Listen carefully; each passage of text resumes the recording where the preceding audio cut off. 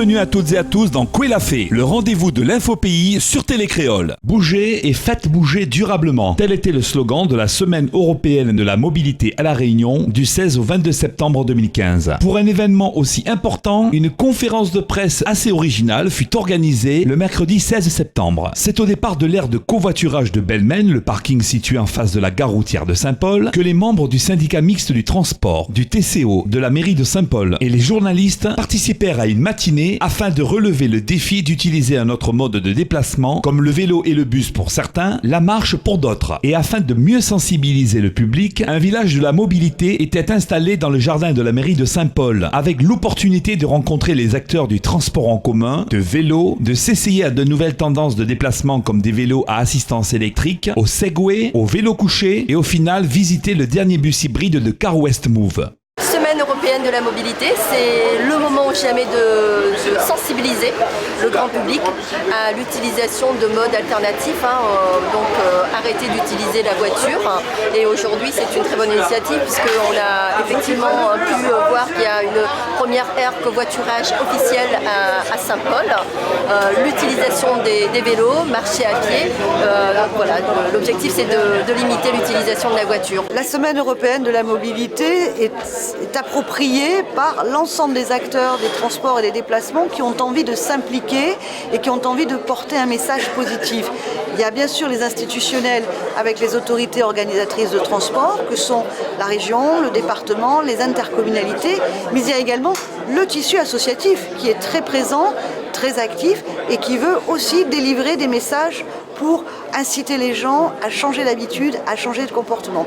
Et puis il y a les citoyens et citoyennes qui sont mobilisés aussi, qui ont de plus en plus conscience que nous devons bouger différemment, que nous devons bouger durablement pour protéger notre environnement, pour protéger la Réunion et pour lutter contre la congestion routière. Nous voulons démontrer qu'il est possible de combiner plusieurs modes de déplacement. Vous pouvez par exemple déposer votre véhicule le matin sur une aire de covoiturage et partir travailler avec un de vos collègues qui va vous rejoindre sur cette aire de covoiturage. Mais vous pouvez aussi, depuis cette aire de covoiturage, vous diriger vers la gare routière, 3-4 minutes à pied, prendre un bus qui va vous amener vers votre destination. Vous pouvez également, toujours à partir de cette gare routière, prendre un vélo à assistance électrique avec la carte Réunipass qui, je vous le rappelle, permet de circuler sur l'ensemble des réseaux de transport en commun de l'île et qui permet également très bientôt, très prochainement, de prendre un vélo à assistance électrique. Nous, au niveau de la mairie, on se rend compte qu'on est souvent embouteillés à Saint-Paul, notamment les vendredis et samedis avec le marché forain. Donc il est temps aussi d'arriver à un autre mode de transport pour tout un chacun. Le message, il est clair, il faut changer de mode de transport. Il faut aujourd'hui changer les mentalités. C'est vrai que pour aller rallier les hauts et les bas, c'est un peu compliqué. Mais aujourd'hui, pour avoir testé le vélo électrique, on peut le faire. Et donc c'est à la portée de chacun.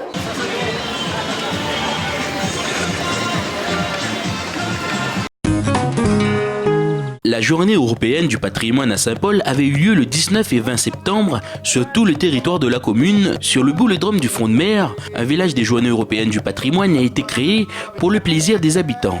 Des stands artisanaux comme des fabrications de cailloux, de tambours ou des dégustations et ventes de gâteaux locaux ont été appréciés sur le village. Pendant 2 jours, la mairie de Saint-Paul organise les journées du patrimoine. Donc c'est un village sur le Front de Mer de Saint-Paul et plusieurs actions décentralisées.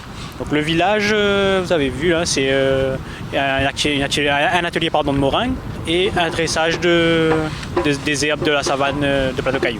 La mairie voulait montrer la richesse du patrimoine de Saint-Paul, principalement à travers sa richesse associative. Donc la plupart des actions ici sont portées par les associations même, des quartiers en concernés. Des élèves du BTS Tourisme ont participé à cet événement pour développer leurs connaissances professionnelles dans le domaine de la culture et du patrimoine réunionnais. Nous travaillons sur les journées européennes du patrimoine aujourd'hui, du 19 au 20 septembre. Nous sommes plusieurs sur les sites des communes, nous sommes répartis sur l'île de la Réunion. Notre mission première est d'accueillir et d'informer les personnes par rapport à la culture réunionnaise et aussi vraiment notre patrimoine qui est vraiment riche.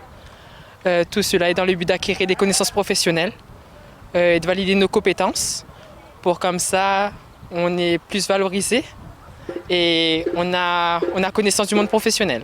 Aussi, la Maison Cerveau, bâtisse historique du patrimoine local, exposait aux visiteurs des tableaux d'art réunionnais. La ville de Saint-Paul fait entièrement partie de l'histoire de la Réunion, car n'oublions pas que les premiers habitants de l'île sont arrivés sur le territoire de cette commune. Les premières rencontres professionnelles de l'école de la deuxième chance de la Réunion avec les entreprises s'est déroulée au Cinépalme à Sainte-Marie cette semaine. Des grands noms de l'économie locale réunionnaise s'engagent auprès des écoles qui a pour but le recrutement des élèves, l'engagement et la formation des stagiaires, la mise à niveau et l'insertion de l'élève. L'école de la deuxième chance dispose de 4 antennes sur l'île. Une école ouverte sur le monde de l'entreprise. La directrice et les intervenants nous en disent plus. Alors, c'est pour nous une première, puisque c'est une première rencontre entre le monde de l'entreprise et les jeunes de l'école de la deuxième chance. C'est vrai, très souvent, ce sont deux mondes qui se côtoient, mais qui ne se rencontrent pas vraiment. Donc, nous avons voulu expliquer à nos jeunes stagiaires que s'ils peuvent faire des stages, c'est parce qu'il y a des entreprises qui acceptent de les recevoir et qu'eux-mêmes, à terme, seront les collaborateurs de ces entreprises. Deux mondes qui vivent en parallèle, deux mondes qui se rencontrent, et expliquer également aux stagiaires que ces chefs d'entreprise qui ont souvent la tête dans le guidon ont aussi un cœur et ont envie de partager le parcours de ces jeunes pour avancer dans la vie. C'est faire en sorte que ces jeunes rencontrent ceux qui les aident, parce que très souvent, ils voient des noms, ils voient des personnes à la télé, mais ils ne les voient pas vraiment. Cette école permet à des jeunes qui ont eu des accidents de vie ou alors un parcours scolaire compliqué de pouvoir à nouveau s'insérer et de trouver une voie. Donc notre but essentiel, c'est de leur trouver une façon d'avoir un projet de vie en essayant de faire plusieurs stages dans des domaines différents. Donc d'où la deuxième chance de s'insérer socialement et au niveau de leur vie professionnelle. Alors, pour qu'ils puissent venir chez nous, il faut qu'ils soient âgés entre 18 et 25 ans, qu'ils aient quitté l'école depuis au moins 1 an et qu'ils n'aient pas de diplôme. Et à ce moment-là, effectivement, il peut venir s'informer auprès de l'école et venir s'inscrire. Et nous travaillons surtout avec les missions locales et Pôle emploi, à ne pas l'oublier car ce sont 2 partenaires très très importants. Donc ma mission, c'est avant tout d'aller à la rencontre des entreprises pour détecter les différents postes sur lesquels ils peuvent avoir des besoins ou des postes également sur lesquels ils peuvent recevoir nos jeunes sur des futurs stages en entreprise. Ensuite, les jeunes, je les rencontre également de façon à mieux connaître leur souhait également de métier vers lequel ils souhaiteraient aller. Et je fais la mise en relation avec les entreprises. Donc les jeunes ensuite avancent dans leur projet professionnel au fil des stages. Ils découvrent de nouveaux métiers et par le biais de l'entreprise, ils arrivent également à s'insérer, soit suite à un stage ou à une offre d'emploi. C'est très important qu'il y ait ce rapprochement, en fait, ce que l'on ressent sur le terrain, ce rapprochement en fait entre l'entreprise et nos jeunes, qui bien souvent, quand ils arrivent sur l'école, ne connaissent pas d'entreprise, ont très peu de réseaux, et donc par le biais de l'école, vont pouvoir justement renouer avec le monde de l'entreprise et vraiment approcher au plus près les différents métiers auxquels ils peuvent avoir accès. En rappelant que ce sont quand même des jeunes qui ont entre 18 et 25 ans et qui, en arrivant sur l'école, n'ont pas de diplôme, donc on mise essentiellement sur leur motivation. Et ensuite, au fil des stages, ils vont gagner en compétences, en savoir-faire. Je suis Rivière Linka, ancienne élève de l'E2C, car maintenant, grâce à l'E2C, je prépare un bac pro réalisation de projets imprimés plurimédia, option production graphique. Eh bien, grâce à l'E2C, j'ai effectué divers stages dans des milieux complètement différents, la restauration, agent d'entretien, femme de chambre, fleuriste et caissière. Et puis lors de mon dernier stage, j'ai découvert le métier d'infographiste en imprimerie et c'est ce qui m'a donné envie de continuer dans cette voie.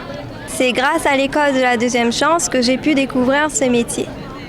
Pour l'instant, je prépare mon bac pro sur 3 ans et après ça, je souhaite continuer des études dans ce métier. Payette Florent, donc de la Plaine des Cafes, et je suis à l'école de la deuxième chance depuis le 21 avril. En fait, c'est ma conseillère mission locale qui m'a conseillé cette direction. Et donc je l'ai suivie. Et jusqu'à maintenant, tout se passe bien. On nous guide vers l'orientation. Et donc voilà, on nous aide à établir un projet professionnel. Et donc c'est par le biais de différents stages dans différents secteurs d'activité. Pour moi, c'est un enrichissement personnel. Et voilà, personnel, professionnel, l'enrichissement du CV. Et voilà, une remise à jour des cours, maths, français, etc. Quand on n'a pas vu depuis des années, on perd. Pour le moment, il faut démarrer petit, donc c'est l'emploi. L'emploi et ensuite voilà, avoir des responsabilités dans le poste dans lequel je serai et évoluer, si Dieu le veut.